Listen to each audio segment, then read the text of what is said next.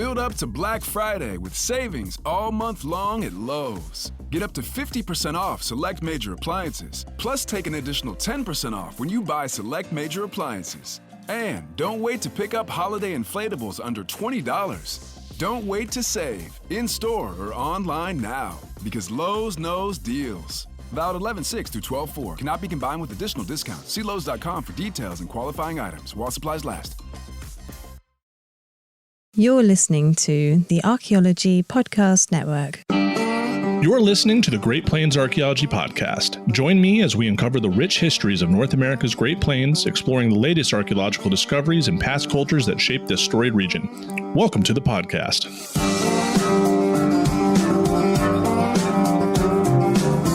Welcome to episode 7 of the Great Plains Archaeology Podcast. I'm your host, Professor Carlton Shield Chief Gover, and I am thrilled to have you join me on this exciting journey through the rich and fascinating histories of North America's Great Plains regions. So today we're going to take another pause on getting into the archaeological record.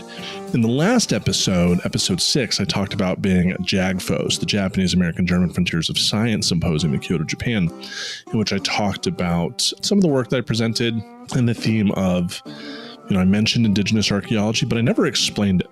And so while I was driving home tonight and realizing with my new USB cable, because Laramie had chewed through my microphone USB-C so I can record this episode, I was like, I was thinking about talking about the archaic.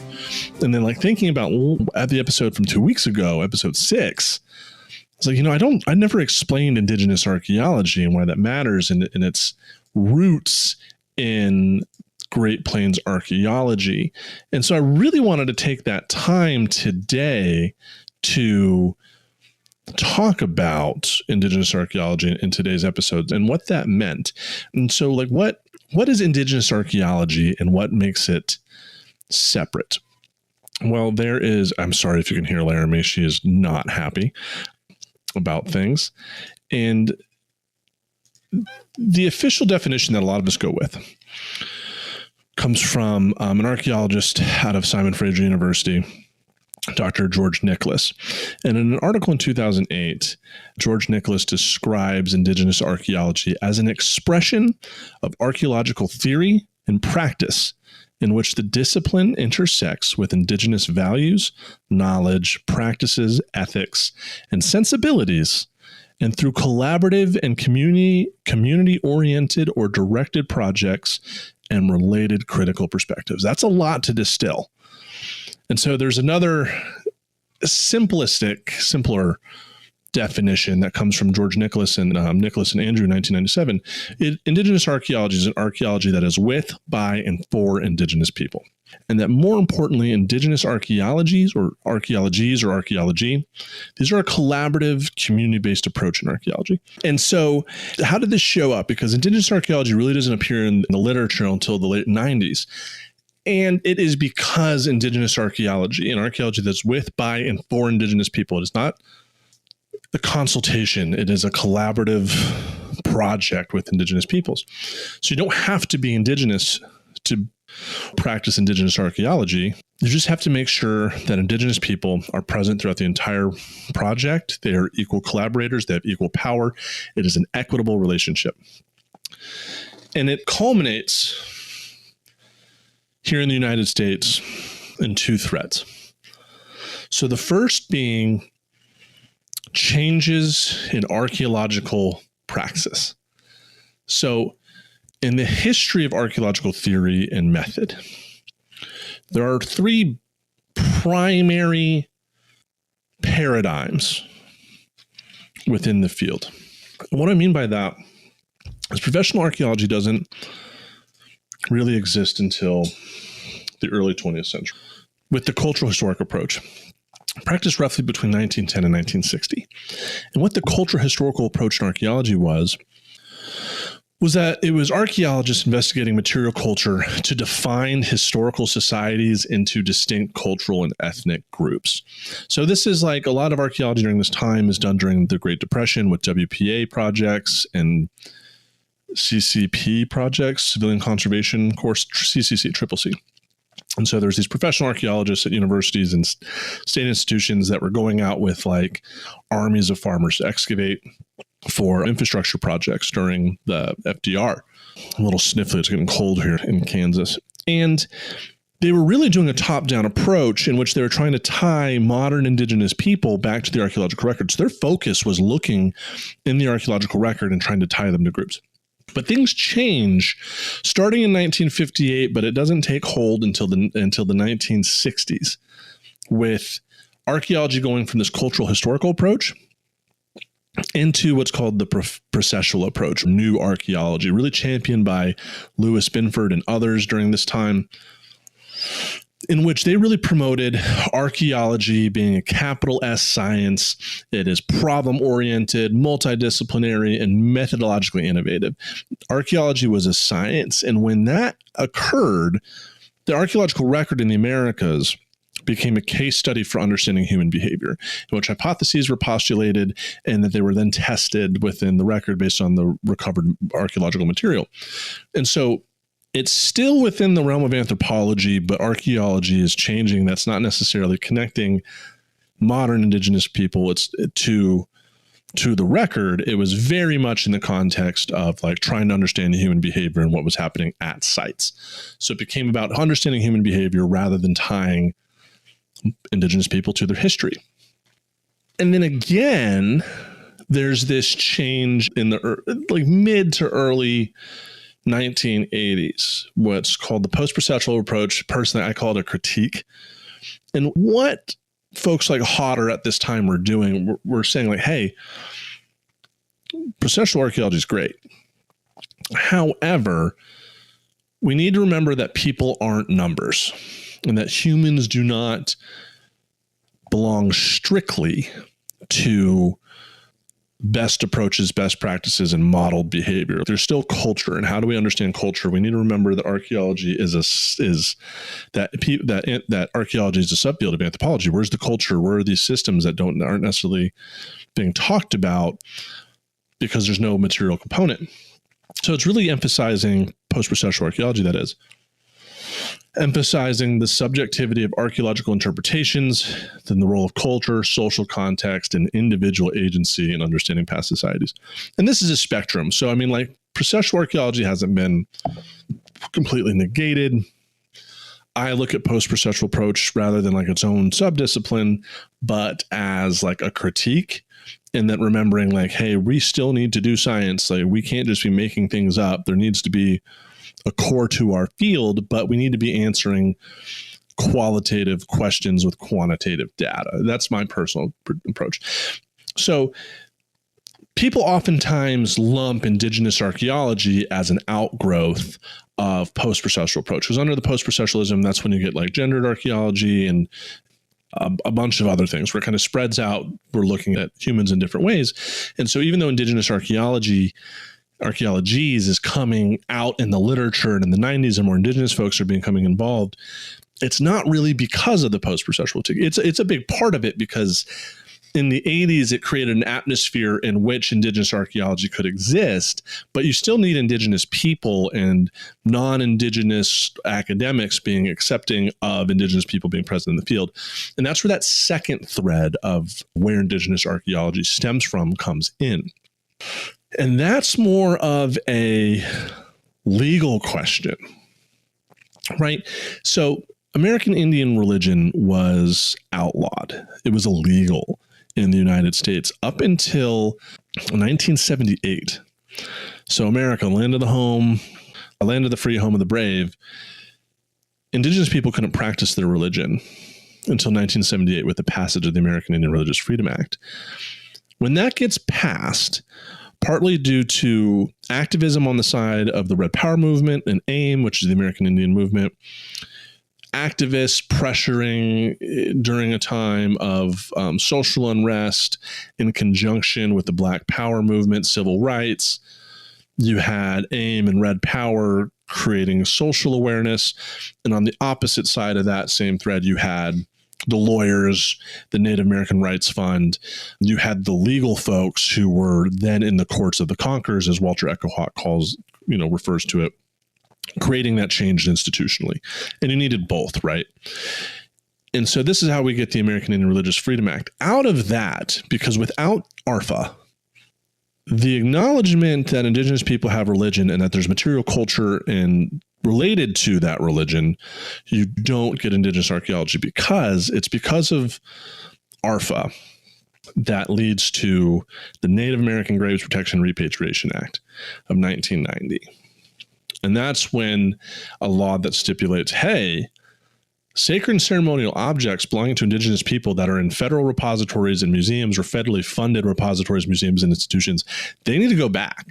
And this is, of course, an outgrowth of a big one that happens in the Plains, is the Nebraska Unmarked Burial Law of 1989, which comes out of the Pawnee and the Nebraska state archaeologists working together to acknowledge at a state level burials need to be protected. Just because they don't belong to white folks, they need to go back. So there's already precedent. There's also the Smithsonian Act in 1989.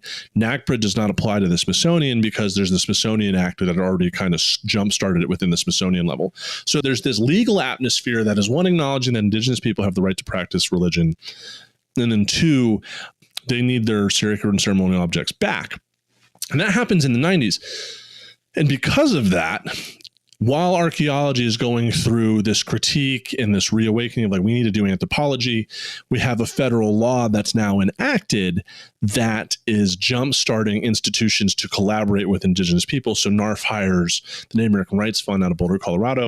They hire Roger Echohawk, who is Pawnee, and Larry Zimmerman out of Indiana University, Purdue University, Indianapolis, IUPUI, to start going through the archaeological record in a Pawnee context in Nebraska and Kansas, start going through oral traditions and ethnographic information to tie archaeological cultures kind of in a modern day ethno or cultural historical approach to tie these together to move forward on NAGPRA. And so this is a time of forced collaboration between archaeologists and museum professionals in which they have to talk to Indigenous people. Out of this are these offshoots, or where you see more Indigenous people becoming involved in museums at a master's level or bachelor's level because they're critically engaged with NAGPRA. So we've created this climate in which archaeologists, museum professionals, Indigenous people are actively working together, that we get Indigenous archaeology. We get more Indigenous folks into the field. And we're going to talk about that here and kind of the progress of Indigenous archaeology since the 90s and possibly how it relates to the work that I do once we come back from break. This podcast is sponsored by Ramp. Are you the decision maker in your company? Consider this. For the first time in decades, there's a better option for a corporate card and spend management platform. Meet Ramp, the only corporate card and spend management system designed to help you spend less money so you can make more. With Ramp, you get full visibility into your company's spending and control who spends what with each vendor. Ramp's software collects and verifies receipts instantly to save your team valuable time. Ramp automates data entry and routine tasks with automated approvals, expense categorization and bill payments, time-consuming tasks, which means you'll stop wasteful spending and close your books in hours instead of days. Businesses that use Ramp add up to 5% to their bottom line the first year. If you're a decision maker, adding Ramp could be one of the best decisions you've ever made. Get $250 when you join Ramp for free. Just go to ramp.com/easy. Ramp.com/easy. RAMP.com/easy. Cards issued by Sutton Bank and Celtic Bank, members of FDIC. Terms and conditions apply. O'Reilly. You've got questions? O'Reilly Auto Parts has answers. Need a pro you can trust? We've got that too. No matter what you need, our professional parts people have the training and expertise to help you do things right. Deep automotive knowledge. Just one part that makes O'Reilly stand apart. The professional parts people. O'Reilly Auto Parts. And we're back with episode 7 of the Great Plains Archaeology Podcast. So you have Indigenous folks and archaeologists, museum professionals that are working together in the 90s. Now, it's fortuitous that there's an individual who's Choctaw by the name of Joe Watkins, who pursued anthropology degrees focusing on archaeology in the 70s and 80s. And so he comes out of a time in his professional career with a PhD at this critical junction.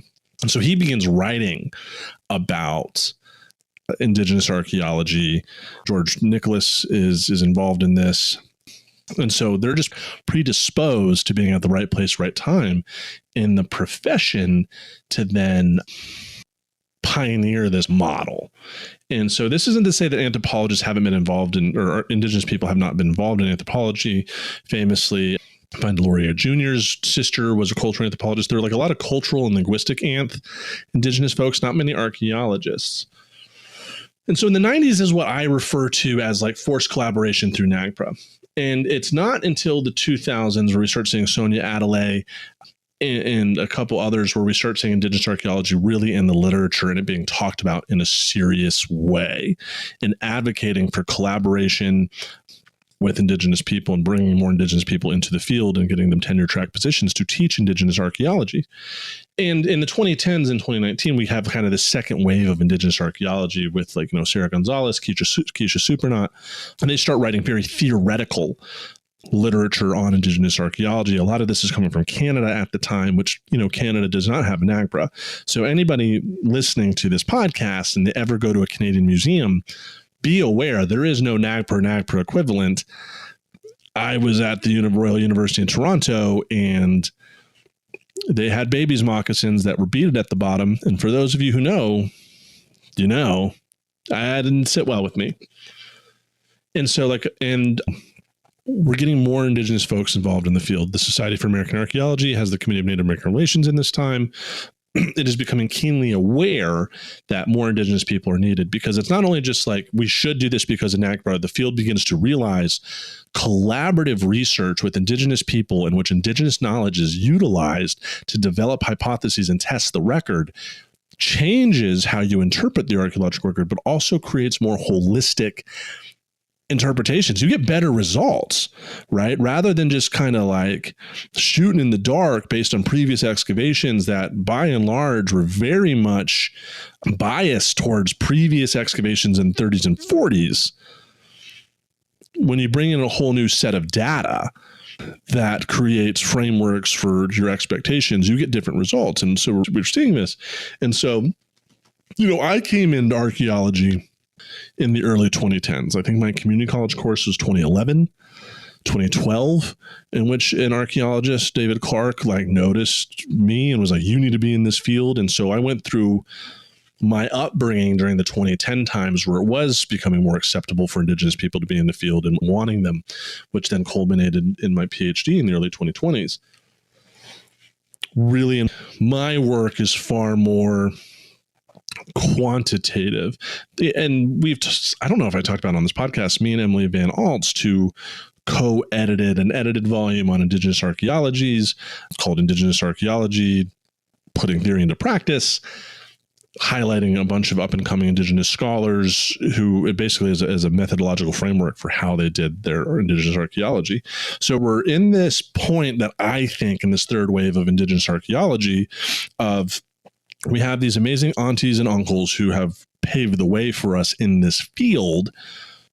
A lot of theory exists on why you should do this. And now we're kind of in this methods phase of like, okay, this is the nuts and bolts of Indigenous archaeology. How do we take this academic body of literature and get it to tribal historic preservation offices, NAGPRA officers, and tribes so that they can use it in their operations and cultural divisions? That's my, that, and other folks might disagree with that, and that's totally fine, but that's my envisioning of what Indigenous archaeology is. And for me, and a lot of this is coming out of, I just gave a talk yesterday at KU to the graduate students for a seminar on what is Indigenous archaeology. So this is like fresh in my mind and understanding, one, it's easy for me to be an Indigenous archaeologist. My tribe has like 3,500 people. We have a good relationship with anthropology for the most part. Like the Pawnee Nation has been involved for a long time in NAGPRA and in tribal historic preservation. And there's other museum professionals, like Matt Reed was the curator at the Oklahoma Historical Society. And that I have this knowledge base, and it also helps my uncle Herb is the director for the Cultural Resource Division at Pawnee Nation. And I am comfortable enough to ask silly questions and they're comfortable enough to tell me if I'm messing up. So it is, I'm coming at this from an approach of like, I am fortunate and well disposed, to be able to do this work. As a non-Indigenous person, there's some really good examples of how to do this. George Nicholas is pretty good.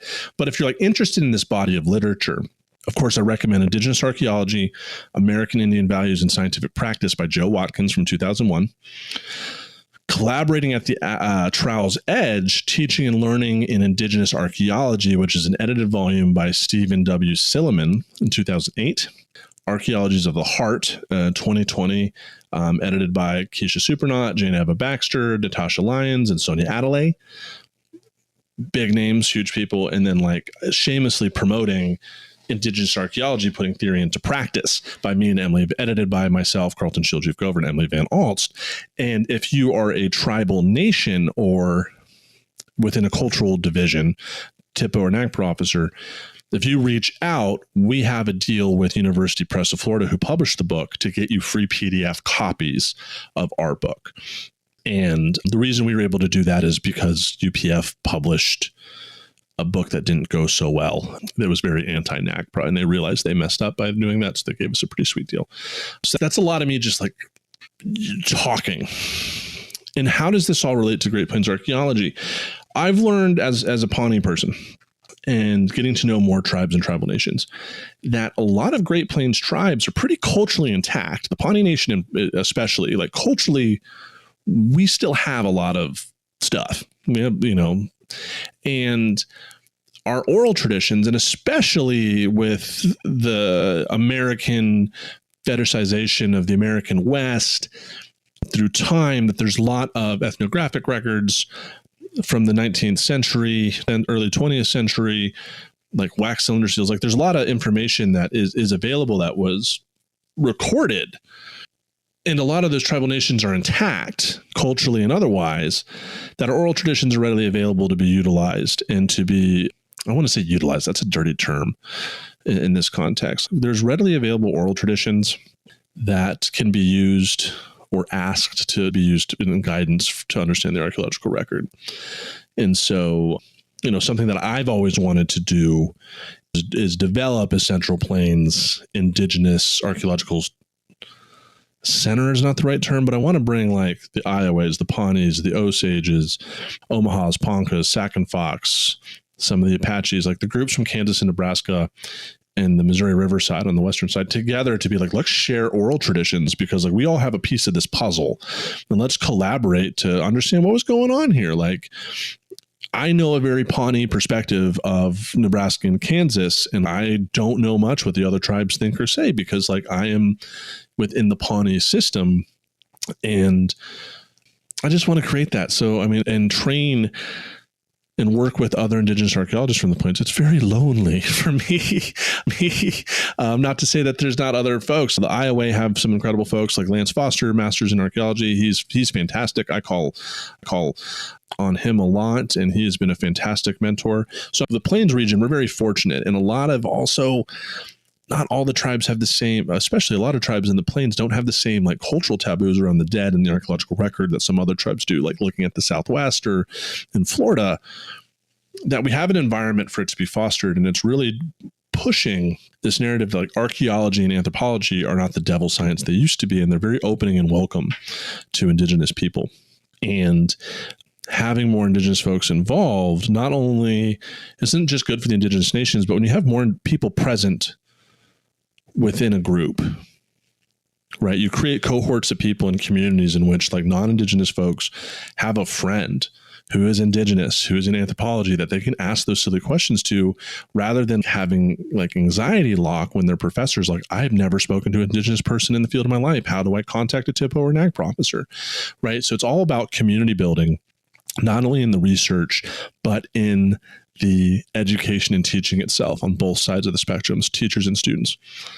So like I've gotten success, I believe, here at Kansas. I had a student today say like, I took your class because you're Indigenous and you were teaching a class that I never would have expected an Indigenous person to be involved in. And I wanted to see what this was about. And like, they've really enjoyed the course. And this person, of course, is Indigenous. So like even me just being present, like, please, this is not as bad as it can be. And there's I think there's a significance to when I look at the record and hold objects, like they mean a lot to me. And I've talked about this before on the Ruins podcast, but now that's starting to get dated. And now I'm a professor at a pretty good institution. So there are critics of this approach. You know, the game plan, though, before I get into the criticisms, primarily, as Joe Watkins talked about, and which we discussed in the Life and Ruins episode where I just interviewed Joe, and it's a fantastic episode. I'll link it in the description. The point of Indigenous archaeology is for it to disappear, and for the practices and approaches that are instrumental in Indigenous archaeology just become North American, U.S.-based archaeology. That's the plan. Like, we want to get to a point where all North American archaeology is a collaborative approach with, by, and for Indigenous people. We're all equal partners. But there's critics. Robert McGee famously wrote Aboriginalism and the Problems of Indigenous Archaeology in 2008. I highly recommend you read it. I think he makes some actually pretty good points. I don't think it's as bad as many people think. And this was a good conversation that I had with my PhD advisor, Dr. Douglas Bamforth, where we actually really kind of sat down. And it was kind of cool because through that process of going through it, you know, I was clearly heated at that article, and it took time where I think Dr. Bamforth got comfortable and like trusted me enough to be like, hey, here's some points he actually makes. We should discuss it. And then through that lens, I was being like, you know, Robert had a good point. One of them being like, I think archaeologists are just going to pander to Indigenous people and not actually respect the approach. I was like, oh shit, that was actually kind of a good point. And it's kind of happening. And then second, there's an individual out of California who I don't want to name, wrote in a book where their pictures on the cover holding Indigenous remains in front of Indigenous boxes, which is just highly unethical. And they did that on purpose. And even the title of their book is just obnoxious. And they've just been problematic. And it's just really sad that they don't want to come to the table and chat. But yeah, we're going to get into, I promise, next episode, we're going to talk about some archaic, the transition from Paleo-Indian to the archaic periods. We're going to get into some archaeology. Just want to provide some context to some of the stuff I presented last week. It wasn't like a presentation, or not last week, in Japan, and it wasn't like a presentation on Indigenous archaeology, but I felt like we should probably talk about it because, like, through this podcast, as an Indigenous person, I'm going to talk about Indigenous perspectives, and through this framework of Indigenous archaeology, this is a deep crash. So I appreciate y'all's time, and I'll see you all next time on the Great Plains Archaeology Podcast. This has been Professor Carlton Shield Chief Gover, and I'm out. Thank you for listening to the Great Plains Archaeology Podcast. You can follow me on Instagram at Pawnee_archaeologist, and you can also email me at greatplainsarchpodcast@gmail.com. And remember, anybody can love the mountains, but it takes a soul to love the prairie. American author Willa Cather.